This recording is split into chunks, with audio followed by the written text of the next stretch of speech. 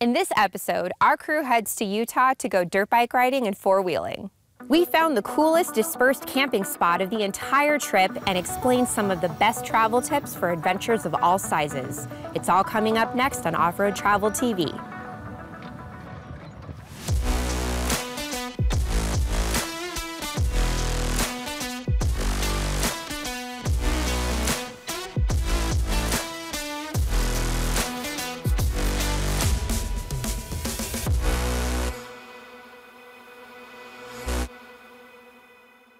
Presented by Beta, the official motorcycle of Off-Road Travel TV.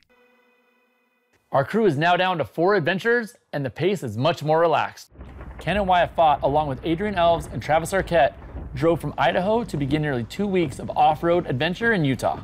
For me, I really enjoy the pursuit of finding the ultimate location, you know, kind of a secret spot type deal. One of my friends told me about this amazing lake to camp on, but swore me to secrecy. He also said we had to be very, very careful, and the reasons would be obvious, but doable with our rigs. There are 3 primary things that you have to watch out for on trail like this. The first thing is ground clearance and making sure that you can clear different rocks and other obstacles that can otherwise damage the underbelly. The second thing you have to watch for are sharp rocks that could cut the sidewalls of your tire. The third thing is making sure that you have proper turning radius and that you don't have trees, rocks, cliff edges, walls, or anything else that can impede your travels. Our biggest challenge is that we are towing trailers. For me, it's an Opus OP15 behind the Tundra, and Wyatt's towing a vintage TrailerWorks XTR behind his 4Runner. Pulling a small trailer really doesn't have a lot of disadvantages unless you're going on a lot of big up and down hills or you're driving on trails that are lined with tight, narrow trees. The curvy nature of the trails, combined with the mature trees, proved to be our biggest obstacles. We were warned by oncoming traffic that it'd be extremely tight and we might have to turn around, but we thought the reward would be worth all the effort. The trail was kind of like gambling, so we rolled the dice. There was a lot of overhanging branches and rocks and all sorts of stuff that kept hitting the vehicle. But in the end, we made it, although a little scraped up. We ended up getting in late at night and didn't really know where we wanted to park on the lake. So we found a decent temporary spot before we moved to our prime location the next day. Although the trailers made it more challenging, they were nice to have once the crew set up camp. It took them over 6 hours to make a 45-mile off-road drive, but that was all part of the adventure. The trailer makes the camping experience considerably more relaxing. There's less things to set up. I mean, yes, a RTT is really easy to set up, but what really gets me is the things that are around it. I always end up having to set up my kitchen on the tailgate, move stuff around. It's a lot. And there's no fault of that style of camping. It's just easier when open a door, unlatch the back, pop the kitchen up, you're done. And like we did the other night, rolling at 12:31, it's real easy. I like it a lot. Utah has a lot of diversity. It has everything from impressive deserts, you know, to unbelievable forests and a lot of bodies of water. So I love going out there and chasing the right seasons. So I want to chase weather. I want to be comfortable. You know, I don't want to sit there and go out someplace where I'm constantly having to wear a really big parka, you know, or something. I want to be comfortable.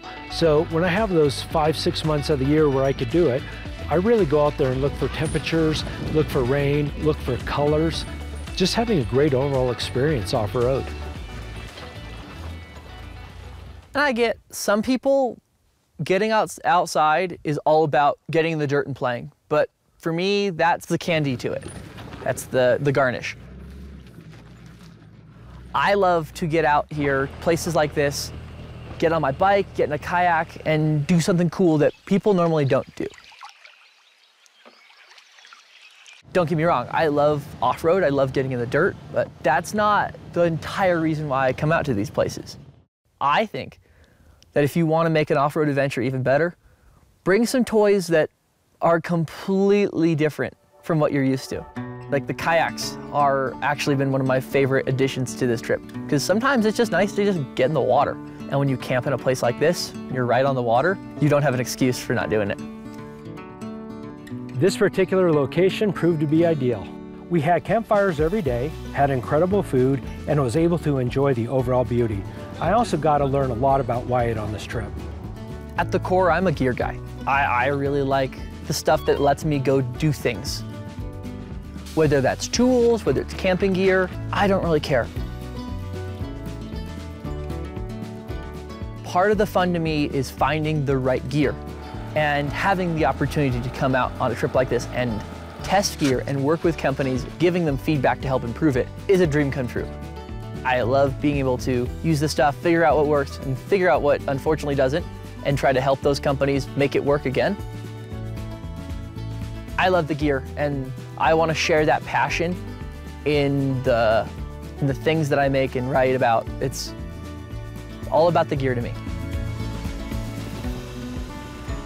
For a trip like this, or any trip, being open-minded and fluid enough to do things like change plans entirely and go to places like the Tillamook Air Museum, which we didn't even know existed until the morning after we stayed at the airport. It was really fun.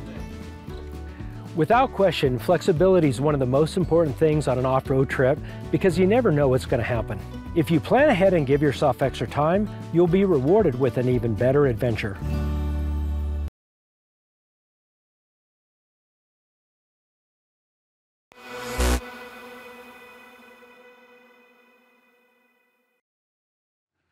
Flat tires are one of the biggest challenges for motorcycle riders of all types. It doesn't matter where you are riding or how fast you are going, a flat tire can happen anywhere.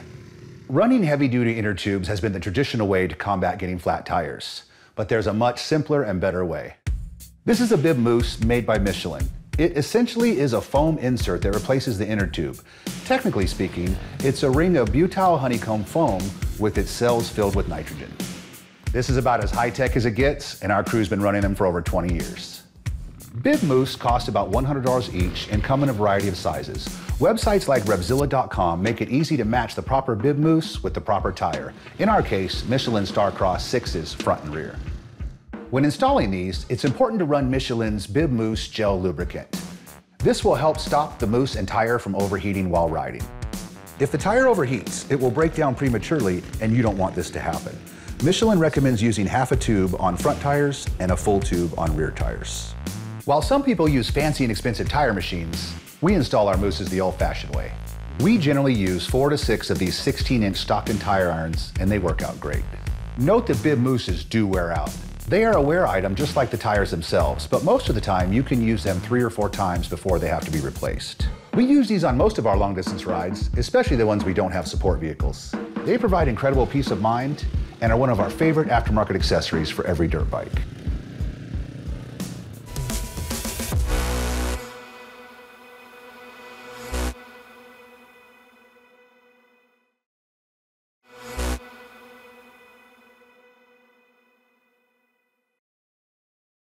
There have never been more choices for cool products to enhance your off-road experience, and today we're going to point out 3 of our favorites. The first is for our dirt bike and ATV riders, and this is Alpinestars boots, in this case the Tech 7 model. We have been using various models of this Italian-made boot for over 25 years and can't say enough about the quality and protection. The second is Patriot Hitches, owned by a disabled veteran named Scott McCuskey. They make a variety of hitches, including ones with an incredible amount of adjustability and different size balls. We got hooked on these a few years ago and have a half dozen we use regularly. The final is Klim adventure bike gear. Klim is based in Idaho and makes some of the best cold weather riding gear for motorcycles and snowmobiles that we've ever tested. We love using this gear when we ride our KTM 890, especially in the winter months. Klim also continues to add new products to their line on a regular basis. You can learn more about these products on offroadtraveltv.com. Just because you are on vacation doesn't mean you can't go off-roading. We are here at Speed Vegas in Nevada to drive off-road trucks and supercars around 2 very unique closed-course racetracks. Wyatt and I were camping off-grid in the Nobo for about a week when I thought we needed a change of pace. Most of our off-road travel is at a slow pace, so we headed to Las Vegas to hit triple-digit speeds. Wyatt had passed out on the drive, and when he woke up, we were all set up in the parking lot of the world-famous Speed Vegas. And since Vanessa Zito only lives 45 minutes away, she couldn't resist the opportunity to come and join us for some fun. Speed Vegas is the largest motorsport park in the world, and it combines exotics racing, which is a supercar driving experience, Vegas Supercars, which is a super fun outdoor go-kart track, and Vegas Off-Road, where you can drive a Baja truck on a dirt track and jump up to 6 feet in the air. Getting here to the track is really cool to hear the cars, see them. There's a lot of anticipation before you get yourself in the seat and actually driving, even if it's in the dirt or on the tarmac. When people come here, they can expect an experience of a lifetime. So people come here with a dream, like, you know, they want to dream about, or they dreamed about of driving a Ferrari on the racetrack or a Lamborghini, and they come here and fulfill their dreams and go home with amazing memories. The first thing we did was check in and fill out a form, which was fast and easy. These guys really know their stuff. Then Vanessa and I attended a 20-minute driver's meeting and got to learn about line choice, braking points, turn-in location, and where to start accelerating corner by corner. So the instruction was so smooth, very professional. The gentleman that gave our instruction was so thorough. I felt incredibly comfortable. He repeated all the necessary points to keep us safe out there, but also help us maximize this amazing opportunity. I've been lucky enough to do a lot of things like this in the past, so it was a lot of fun watching Wyatt and Vanessa have at it. I gave up my spot so they could have as much track time as possible. Before we got into the vehicle as a driver, we had the opportunity to do a sighting lap, which allowed us to become familiar with the track. And we were in a Ford Raptor, and it was, oh my gosh, it was so thrilling. I almost wish that we could have done more in that because our driver was so good and it was so exciting. I was like gripping on all the handles for dear life, but I definitely felt safe. It was just plain fun. Getting to see the track from a more visible vehicle, you know, a truck that you can actually see out of. And then once we go around real slow, he guns it and freaking nails every corner in an all-wheel drive truck, and it was a ball of time too. So when I first hopped into the off-road truck, I was a little nervous, but I was also so excited to just get out on the track and see what it can do. I was trying to remember all of the instruction that the driver had given me so I could be safe, but also wanted to like maximize this opportunity. The trucks handle very uniquely because the engine is actually a little behind the rear axle, so about 80% of the weight is on the rear wheels. So they handle very uniquely. You can't necessarily steer with throttle a bunch, and by the time you start to feel the rear end move, it's already moved 2-3 feet. So it is a very unique experience. The slightest amount of throttle in the front end lifts, it's very fun. When you first got out on the track, it was a little stiff, you know, your nerves are running just a bit. But once you do a lap and you get comfortable, then you just let loose, and every single lap you want to push it harder and harder and harder, and by the end you just feel like you're a rally truck racer. So my instructor, Austin, I mean, the dude grew up in a race shop. He knew what he was doing. He knew this truck, he knew the course. So he was very, very, very, very good at giving me instruction on how to change my line in order to do different things for both fastest lap and to get airtime. Like, the dude knew what he was doing and figured out my driving style, my strengths and weaknesses very quickly. The most impressive part of driving the off-road truck, I think, was getting air. I was not expecting to take off from a jump and then just hold on tight and land so smooth. The suspension was just so good that you didn't feel anything as you came down. All you felt was just the adrenaline and the excitement of launching through the air. Well, I don't have a whole lot of experience jumping anything, particularly four wheels, and getting into a truck that has the travel properly set up to jump it, oh, it's so freaking fun. I would love to do that again. It does not feel like anything. You can get that thing, you know, 8, 9, 10 feet up in the air more, and it feels like nothing. Oh, I love being around these cars, and the trucks. Being around all these exotic cars, stuff that you don't see every day, hell, stuff that you might not ever see, is really cool and very impressive. Wyatt originally thought that he was just here to be able to drive the Baja trucks, but when he found out that I had arranged for him to be able to drive several supercars, well, it was just icing on the cake. Well, I've been obsessed with Porsches for a very long time, so I am really excited to get behind the wheel on a track where I don't have to worry about any tickets and really try to push these vehicles and see what they can do. When I was a kid, my dad had a manual Porsche 997 Turbo. It was an awesome car, but because I was so young, I never drove it. Different cars drive completely differently, even different trim levels. A non-RS Porsche drives completely different from an RS Porsche. Italians drive differently than Germans. Everything drives very differently. I really like driving with an instructor. At the end of the day, I'm not perfect. I will, do the wrong thing. Like, I might be a good driver, but there's always better. And these instructors, they know these cars, they know the course. Nobody other than them can help you become a better driver and enjoy yourself more than having an instructor in the passenger seat guiding you to be a better driver. I really am excited about having them. It's so cool that people can come to Vegas on vacation and have this racing experience. It's such a unique opportunity, and it's great that this facility, Speed Vegas, offers this. I think it's really cool that you can be here on vacation and get inside some really cool cars and even get in the dirt in some Baja trucks. It's really fun. So when I first arrived at the track, I was so excited. I did not know what was in store for me, and I was a little bit nervous, but also had that adrenaline pumping, and it definitely delivered on an incredible experience. If I was to come here again and do anything differently, I'd drive more cars. That's what I would do differently.